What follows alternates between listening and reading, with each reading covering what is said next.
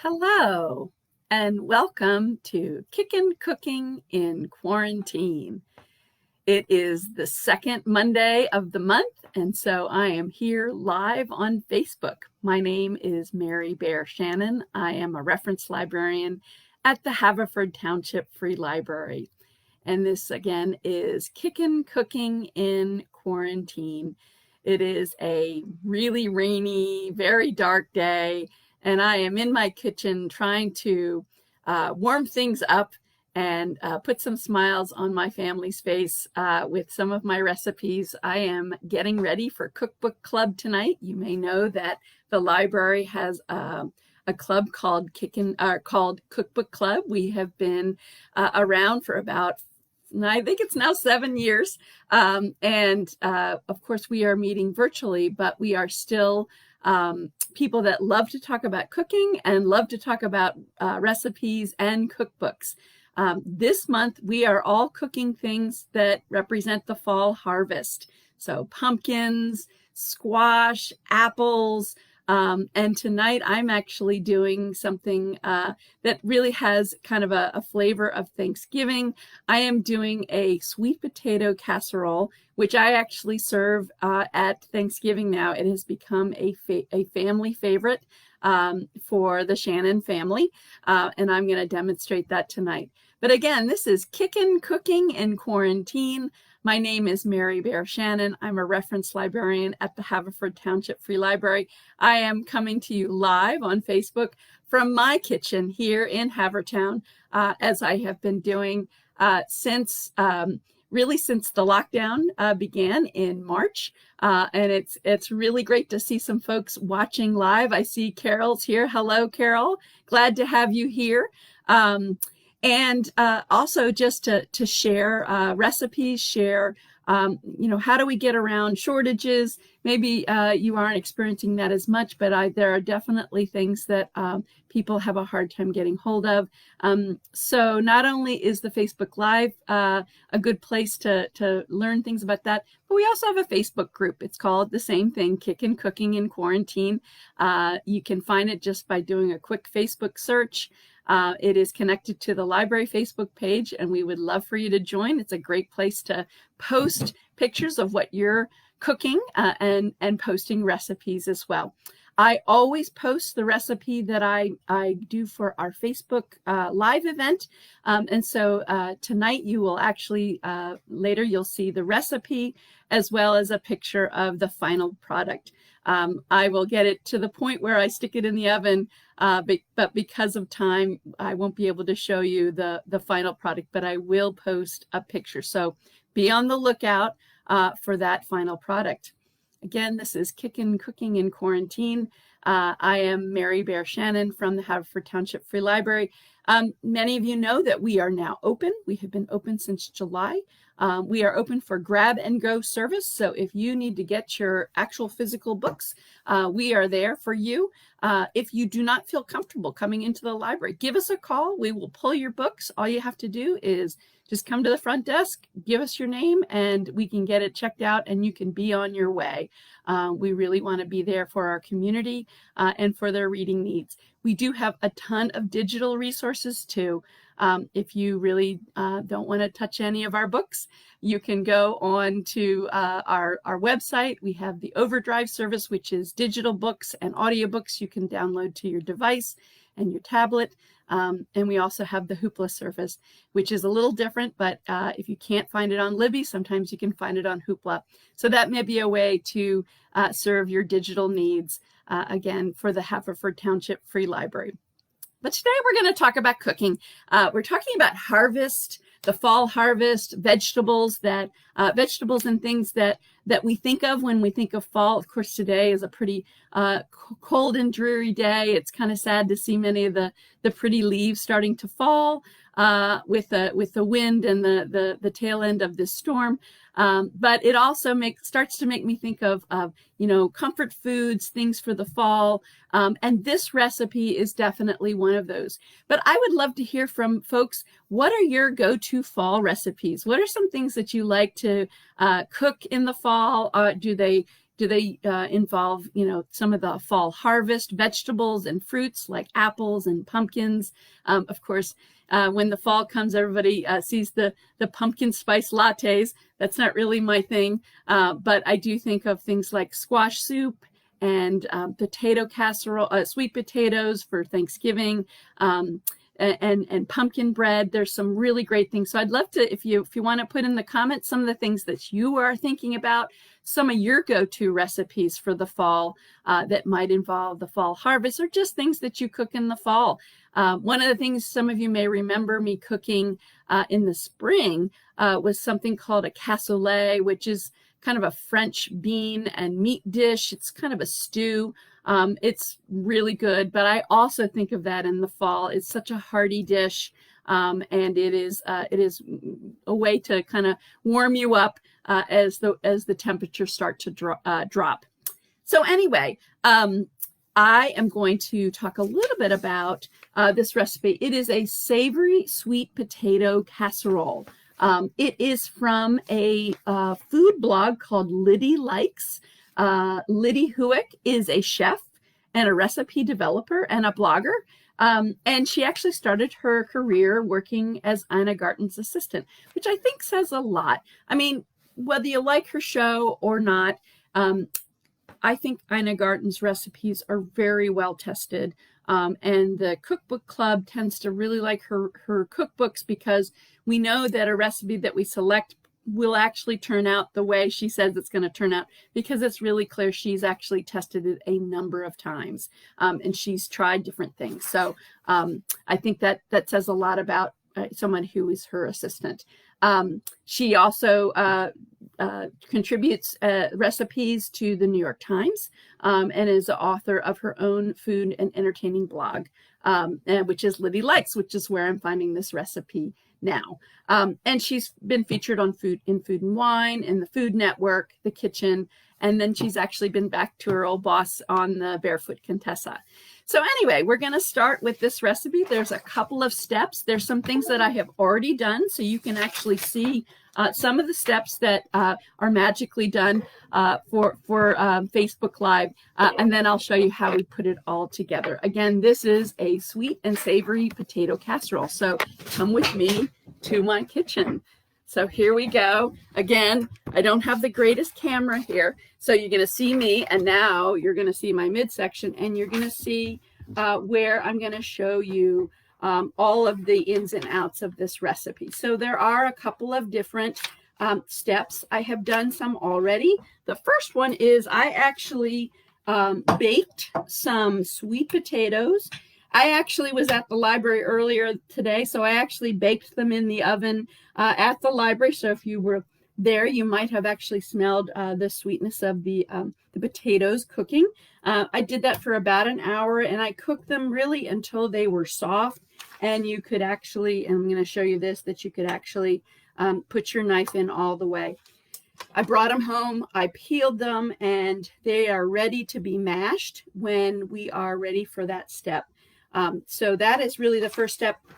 You want to cook them for an hour at about 400 degrees. And you just, you can line a sheet pan with aluminum foil, since it is a very sweet potato.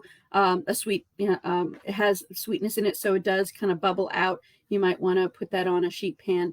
And then again, you're going to prick them a couple of times so they don't explode in your oven. And then you're going to cook them about 45 minutes to 60 minutes until they are tender. And that's what I did. So the other thing, so we're going to put that aside for now. We will get back to that in a minute. The next thing that I did is I sauteed some shallots. This is, it actually really cooked down, which the way, onions generally do. This was 2 cups of shallots.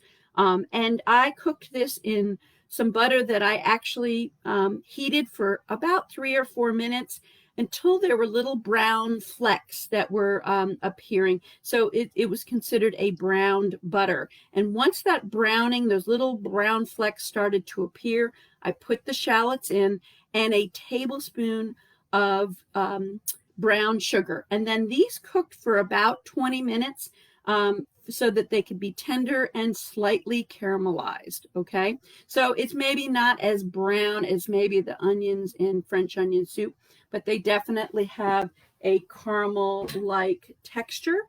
And again, I just did that a little while ago, so that is kind of sitting to the side for when we are ready for that. Now, the other element to this is the top, because this is sweet and savory. It's, there's the sweetness of the potatoes, there's sweetness of the brown sugar, but there's also a savoriness, and that actually goes on the top. So let's start with that first.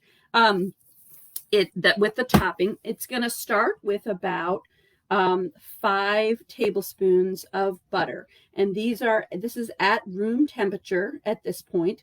And I am going to add to this.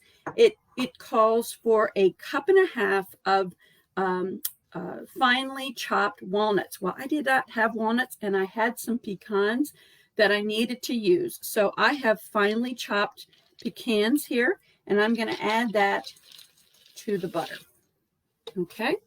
The next thing I'm going to add is a 3/4 cup of all-purpose flour. Again, this is kind of a crumble. So for most crumbles, even if it's sweet, you're going to add flour. So we're going to add the flour to it. And then we are going to add about a cup of grated Parmesan. And I just grated this up. This was from a block, and that's a full cup of shredded Parmesan. And then sage. So I have a little sage plant, but I did not have exactly the amount. So I actually put a little bit of dried in here too, but I had about a tablespoon and a half. This calls for 2 tablespoons of finely chopped sage. So I used as much as I could from my plant without killing it. And then just added a little bit of dried to kind of make up the difference. So this should make about 2 tablespoons of finely chopped sage, and it smells very good. So, and it definitely gives that, fall, Thanksgiving flavor and smell to this dish. And then the other thing I'm going to add to, now this recipe calls for red pepper flakes, and I do not put that in this. It's just not, my family's not that big into hot, so I do skip it. But if you really like hot, it calls for about a quarter teaspoon of red pepper flakes, but I am going to skip that at this point. And then it calls for 2 tablespoons of brown sugar, so we're going to add that as well. And then lastly, it calls for 1 teaspoon of salt. So I'm just using a teaspoon of kosher salt. All right, so we have everything. And now it's basically asking me, as Ina Garten always says, some of your best utensils are your hands, and mine, of course, are clean. So I am going to mix this together with the butter, and we're going to pinch the mixture together to form large crumbles. So I'm just going to integrate all of these ingredients and get it integrated with the butter until it forms these large crumbles. And again, we're more used to crumbles being kind of a sweet crumble, but this is a savory crumble that's going to go on top of the sweet potatoes, which are definitely sweet, and really, adds the sweet, and this is adding the savory. So we're going to make sure that is all integrated. Again, I'm using pecans, but you could use walnuts. It's got Parmesan. It's got some flour. It has crushed, finely chopped sage, some salt, 2 tablespoons of brown sugar, and to add all this together. So I think that is actually in pretty good shape. I just have a couple more that are rather large. So that's our crumble, and I'm just going to put that up. You can see that that's going to go on top of our sweet potato mixture. Okay, so The next thing we're going to do is we are going to get the potatoes ready. And again, I put these, I had cooked these earlier, and then I skinned them, and they are ready to mash. Now you can use an electric mixer. I'm going to use one of my favorite things, which is a potato masher. It is one of my favorite things in my kitchen, and I prefer to use this rather than a mixer. And it also helps me, develop my muscles here. So we've got the potatoes here, and we are going to add 1 more tablespoon of brown sugar. So there's 4 tablespoons total in this dish. So we're going to add that. And then we are going to, and actually, why don't I start to mash this first before we add anything else. And we're going to get this to a great texture. And then we're going to be folding in a bunch of other things, including some milk and this shallot mixture that's behind me that I showed you earlier. That's going to go in, which again kind of adds to that savoriness. You've got the onions, you have the butter in there, although it does also have the brown sugar. So it's just a really nice blend of the sweet and the savory. So we are mixing all of this up. They were nicely cooked, so they easily mashed. Again, people don't find potato mashers very often. I actually found this at a garage sale years and years ago, and I just love it. It is one of those things that I use a lot, and I would prefer. I like to do this rather than using the hand mixer. Okay, so there we are. We have mashed the potatoes, and the next thing, and I did put the brown sugar in already, but now we're going to add a 1/2 cup of whole milk.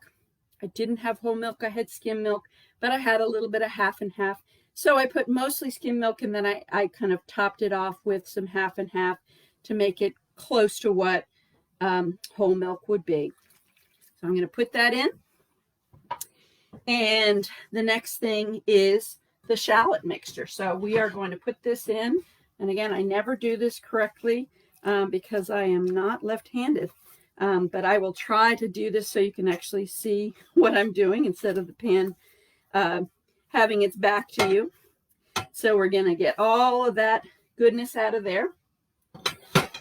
And that's in the potato mixture. And then we already put in the brown sugar. We put the milk in. This also asks for some red pepper flakes. It's just not my thing. If you like things to be hot, you can add the peppers. You'll see the recipe when I post it, but I'm going to skip that. And then, interestingly enough, it's going to ask for 2 more teaspoons of salt. And I have always kind of been, oh, that's a lot of salt, but it works. So have faith that, and again, this is a student of Ina Garten, and I trust her judgment. She worked under somebody who is really committed to editing recipes. So even though it seems like a lot, have faith that it is the right amount. So now we are going to we're going to combine this all together. We're going to mix this well. And again, this is going to be the bottom. And I'm going to make sure this is all mixed. And then we are going to top it with our crumble. And there's a lot of things, especially when if you're doing this for Thanksgiving. I am all about doing stuff in advance. I just hate sitting down on Thanksgiving and being a tired mess. So I often make this days ahead of time and stick it in the refrigerator because it's just super easy. You just pop it in right before you guys, you're ready to sit down. It only takes 30 minutes to heat up. I mean, if it was in the refrigerator, you might give it a little bit more time than just 30 minutes. But again, it is a easy make ahead recipe for Thanksgiving. And, people usually have this with turkey, but I'm going to have it with ham tonight because I think sweet potatoes and ham are a perfect combination. And I'm sure that's kind of a nod to my southern roots too. Okay, so we have a 9 by 13 pan, and we are going to put the potatoes in there now. Okay, and again, I am not a lefty, so I'm going to do this for the camera, but my hands would want to go the other way, but then all you would see is the back of the bowl. So again, I appreciate Anna Garden, but this is not the Food Network, and I don't pretend to be too much of a professional here. So anyway, we have the sweet potatoes here. We're going to spread this out on the bottom of this casserole. You want to spread this evenly. Again, you can see the shallots, the cooked shallots. This is really a very tasty dish. It is one of my favorites, and it goes fast in my house. Let's just put it that way. Okay, so we have the bottom layer, and now we're going to put the crumble on top. And again, you know, this is just a different take on sweet potatoes for Thanksgiving. You know, if you don't want to do the ones with the marshmallows on top, this is kind of a nice alternative. If you want to do sweet potatoes at Thanksgiving, but I think this really works anytime, because I think it's sweet potatoes are supposed to be this superfood, supposed to be good for you. Of course, they probably want you to eat the skins, but that's just not to be in this recipe. So anyway, we are putting the final touches here, and this is then going to go in the oven. I just wanted to see some of the comments. Carol said, instead of red pepper flakes, I have found that chipotle chili flakes are a really nice match with sweet potatoes. Yeah, I mean, again, if you have that taste for hot, go for it, Carol. I mean, it's just not something that we are. And it's funny, I don't do pepper flakes, but sometimes I'll go with sriracha. So anyway, this is all done, and this is going to go in an oven. This is going to go in a 375-degree oven for 30 minutes, and then it will come out brown on the top and bubbly all the way through. It is a really great recipe, so we're going to do that. And again, that is my sweet and savory sweet potato casserole. Again, my name is Mary Bear Shannon. I am coming to you from my kitchen here in Havertown. I am a reference librarian here at the Haverford Township Free Library. This is Kickin' Cooking in Quarantine. We do this now twice a month, so the second Monday and the fourth Monday of every month. So if you're looking for the show, you can always find us on those 2 Mondays. If you miss us, you can always see us on YouTube. This will go to our YouTube channel, and you can see all of my past shows on YouTube, the YouTube channel. So again, thank you for joining us today for Kickin' Cooking in Quarantine. We hope to see you at the library soon.